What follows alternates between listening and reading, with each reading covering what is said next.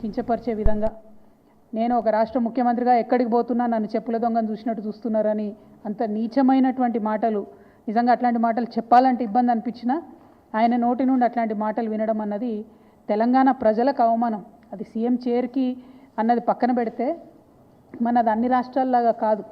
మనం ఆత్మగౌరవంతో పోరాటం చేసి 60 ఏళ్ళు సాధించుకున్నటువంటి రాష్ట్రం.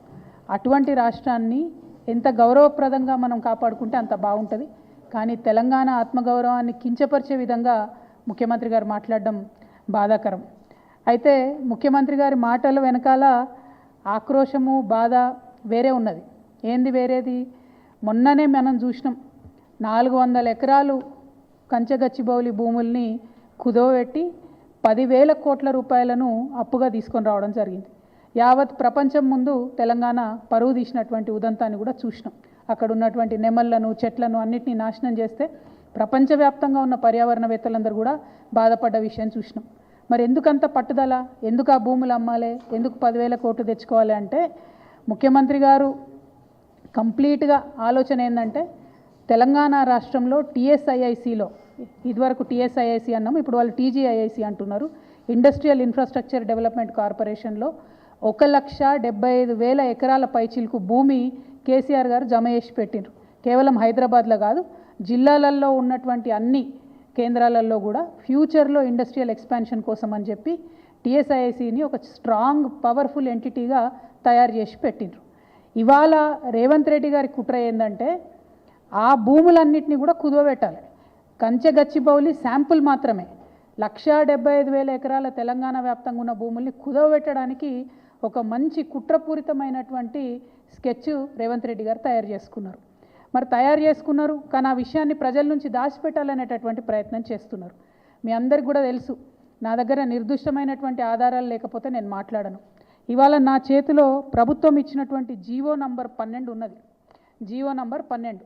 ఈ జీవో ఏప్రిల్ 11వ తారీఖున ఇచ్చిరు ఈ సంవత్సరంలో. కానీ ఇది మీకు ఎక్కడ ప్రభుత్వ వెబ్సైట్లో కనబడదు, ఇండస్ట్రియల్ ఇన్ఫ్రాస్ట్రక్చర్ కార్పొరేషన్ వెబ్సైట్లో కనబడదు, ఎక్కడ కూడా కనబడదు. ఎందుకు ఇంత రహస్యం? ఎందుకోసం దాచిపెట్టినరు? ఏమున్నది ఈ జీవోలా? ఇది చెప్పడానికే నేను ఇవాళ తెలంగాణ ప్రజల ముందుకు రావడం జరిగింది. ఈ జీవోలో ఏం చెప్తుందంటే ప్రభుత్వము ఇప్పటి వరకు Telangana state industrial infrastructure corporation అనేటటువంటిది ఒక ప్రైవేట్ లిమిటెడ్ కంపెనీగా ఉన్నది. ఇప్పుడు దాన్ని రేవంత్ రెడ్డి గారి ప్రభుత్వం నిర్ణయం తీసుకొని పబ్లిక్ లిమిటెడ్ కంపెనీ కింద మార్చడం జరిగింది.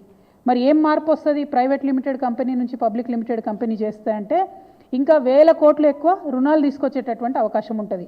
మొత్తం తెలంగాణలో ఉన్నటువంటి 1,75,000 ఇండస్ట్రియల్ ఐడెంటిఫైడ్ భూములు ఏవైతే ఉన్నాయో వాటిని అన్నిటినీ కూడా స్టాక్ ఎక్స్చేంజ్లో కుదవబెట్టేటటువంటి అవకాశం వస్తుంది. అందుకోసమే ప్రైవేట్ లిమిటెడ్ కంపెనీ ఉన్నటువంటి టీఎస్ఐఐసిని ఇలా పబ్లిక్ లిమిటెడ్ కంపెనీగా రేవంత్ రెడ్డి గారు మార్చడం జరిగింది. మార్చడంతోనే దీంట్లో ఏమొచ్చింది, ఇదే జీవోలో చెప్తారు. మార్చుతూ వాళ్ళు నిర్ణయం తీసుకుంటే ఏమొచ్చిందంటే the company got listed on 11/12/2024 at national stock exchange and the company status got change to high value debt listed entity.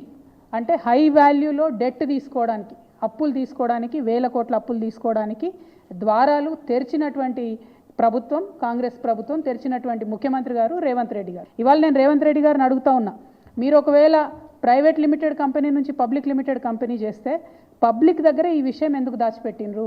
నెల రోజులైతే ఈ విషయాన్ని, ఈ జీవోను ఎందుకు మీరు వెబ్సైట్లో పెడతలేరు? ఎందుకు మీరు ఎక్కడ సమావేశాల్లో చెప్తలేరు? ఒకవేళ ఈ మార్పు చేయడానికి, private limited to public limited చేయడానికి మీరేమైనా నిపుణుల కమిటీ వేసిండ్రా? ఎందుకోసం తెలంగాణ భూములన్నీ తీసుకుపోయి స్టాక్ ఎక్స్చేంజ్లో కుదవబెడుతున్నారు? స్టాక్ ఎక్స్చేంజ్ మన చేతిలో ఉంటుందా? దానిలో ఒకసారి లాభాలు రావచ్చు, ఒకసారి నష్టాలు రావచ్చు.